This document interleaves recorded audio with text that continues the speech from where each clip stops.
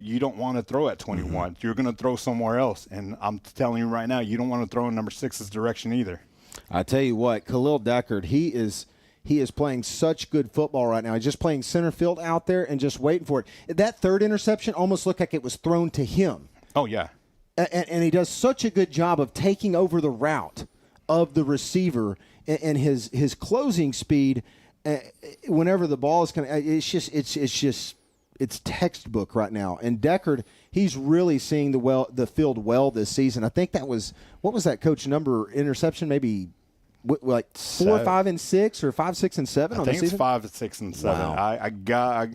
Wow. Apologies to Deckard and to Deckard's family if they're watching this broadcast that we don't know exactly how many, but that's also a good problem to have, that we lost count how many interceptions he's had, because this is another night where he has multiple interceptions. But man, and as much as you can talk about him, man, I'm so proud of MJ Cates. I'm telling you, there was just something different, and that's coming off of 2 interceptions at the very beginning of the game. And he said, you know what? It's about the next play, and that's the mentality that this Pine Tree football team has. And I'm telling you, it's going to be something really nice to see in that quarterback room on Monday morning, to see him snap his feet, get the ball out with confidence that, hey, my receivers are going to catch the ball, they're going to get the first down, and we're going to get there. And then also you saw another facet of the game that we haven't seen too much this year, and that was MJ Cates running the ball. I mean, you're talking about him. I think he had 72 yards of offense rushing the ball, 59, and then Lemarion had 77.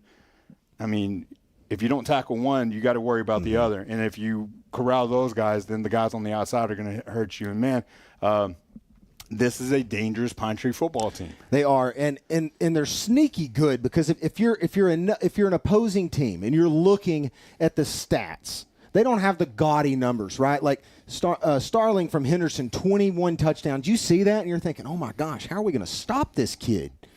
There's no one on the Pirates that really just has these gaudy stats, but they're playing such good football. I say that Deckard's interception number, that's got to be one of the top in the state right now in all of high school football in Texas. But outside of that, it's really just they're a well-balanced team. Bachman, it's like he knows when to run the ball and when to pass the ball. Takes a little bit of time for the offense to get going, but, man, once they do, they play so well, and we saw it really come together in the second half. The word you're looking for is complementary football, and, man, they do it very well. Coach Hampton, masterful, and, I call him the Matrix. And if he was the Matrix, then Khalil Deckard is definitely Neo. I mean, he was definitely the one tonight. And, man, just very complimentary football. You can't say enough about this Pine Tree football team. That being said, celebrate tonight, but you have the juggernaut that is the Chapel Hill Bulldogs next week. All right, you can't look past that. There is a 3-way tie for first right now, and might be more if you really look at the point standings, the head-to-heads, the tiebreakers. Not going to get into that, and I'm pretty sure Coach Bachman isn't either. Maybe in his own sense, in his own office, in the dark, he might be looking at it, but in front of his team, he's going to tell them that the only thing that we're worried about doing is next Friday night going 1-0. That is going to be the mission, the statement for the team, and it has been even since the Kilgore loss. He just said, all right, we got to go beat Maybank. All right, beat Maybank. Now you got to go beat Henderson. Beat Henderson. Now it's Chapel Hill. And hats off to the Pirate team for not getting ahead of themselves and looking forward to Chapel Hill next week. One of the question marks next week is going to be who's going to be at quarterback for Chapel Hill. There's been some word around East Texas that their starting quarterback has been in. Is he going to be in? Who knows? They got beat pretty good by Kilgore 2 weeks ago, but then tonight laying it on Maybank. I think we saw it was 45-0 earlier. So it will depend on what Chapel Hill team shows up next week. The Pirates will be back on the road after going to Maybank 2 weeks ago, then a bye today at home, and then next week they will be at Chapel Hill. Yeah, and looking forward to it. I mean, Coach Bachman talked about it at the beginning of the year in the media days. What did he want to do? What was the main mission for this football team? And it was to be able to get on the stage and be able to play with teams like Gilmer, Kilgore, Henderson, and next week Chapel Hill, a team that we haven't seen in years past, playing in the 5A division. And now this year coming into the 4A division. So it is a challenge for this football team next week, and it is one that they're going to welcome. Mm-hmm. And especially, off of the bye week, you're on a little bit of a win streak, 2 wins in a row. But, you got to be careful. In the District of Doom, anything can happen. And definitely want to make sure that you stay in the driver's seat. You don't want to get to the end of the season and start hoping or looking for somebody to give you points here or a win here to get you a little bit higher in that seeding, because seeding will say a lot about this team and about any of these teams going into the playoffs, because the first and the second seeds, if I'm not mistaken, will host the first playoff game, if I'm not mistaken. So that's going to be a big motivating factor for these football teams. And, you're talking about teams that now there's 3 in position for the number 1 spot. That means that 2 through 4 can be any mixture. Well, and Coach, if you look at this, you have Lindell, Kilgore, Chapel Hill, Henderson, and Pine Tree. One of those teams is going to be at home. Palestine and Maybank, as I said, the cream's rising to the top in this district. But out of those 5 teams, someone is going to be staying at home. And right now, it doesn't look like it's going to be the Pirates, but still so much football to play. Chapel Hill has been shorthanded at quarterback. Not sure if they got him back tonight in that 45-0 win over Maybank. But these are very strong football teams. And thank you for joining us here on the ABC postgame show. The Pirates took down the Lions tonight 35-25 at Pirate Stadium. This is Michael Clements Jr. and Coach Angel Rocha just chopping it up over the Pirates win tonight. But, Coach, as the Pirates continue to maneuver through district, they still have Chapel Hill, and then we come back home and play Lindell and finish against Palestine. So you've really got through 2 big games in Kilgore and Henderson, but you still have Chapel Hill and Lindell back-to-back. Man, they're all big games, Mike. I mean, you're talking about the District of Doom. I mean, how many times can we say it? How many times are we going to say it this season? Very dangerous teams on any given night. I mean, you're talking about a Lindell team that, lost to Kilgore tonight, but they put 21 points on a Kilgore team that the Pirates struggled to score against Kilgore. So what does that say about them offensively? Maybe it doesn't say too much about them defensively, but offensively it means that they can score.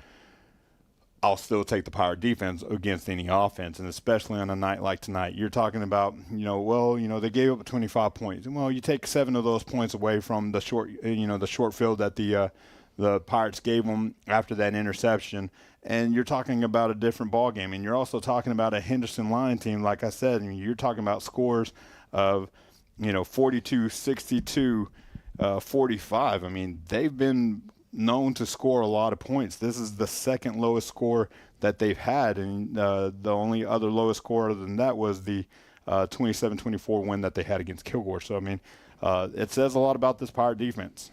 Well, and one more thing about the Pirate defense, and their one loss of the season against Kilgore, 17-6. And I know the story on social media, you didn't have all your players and this and that, but I do want to say Khalil Decker did not play in that Kilgore game. So he has all of these interceptions. And if you recall, in the fourth quarter, the 2 big pass plays were right down the middle of the field, right where Deckard would have been. And so I'm not trying to speculate or say that game would have went any different way, but I do think that's a tighter football game if the Pirates are at full strength on the defensive side of the ball.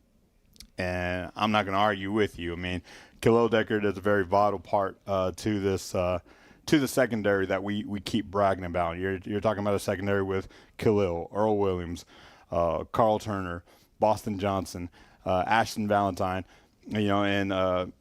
it's one that can just do anything at any point. I mean, you saw number 12, Anthony Anderson tonight kind of come into the fray as well. You're talking about, 7 or 8 guys that can play any of those 4 spots. And then at the end, Coach Hampton just saying, all right, we're going to play you with 3 down. Run the ball if you want, but if you put it in the air, we're going to come down with it. We're not going to let you throw it. And the Lions dared it.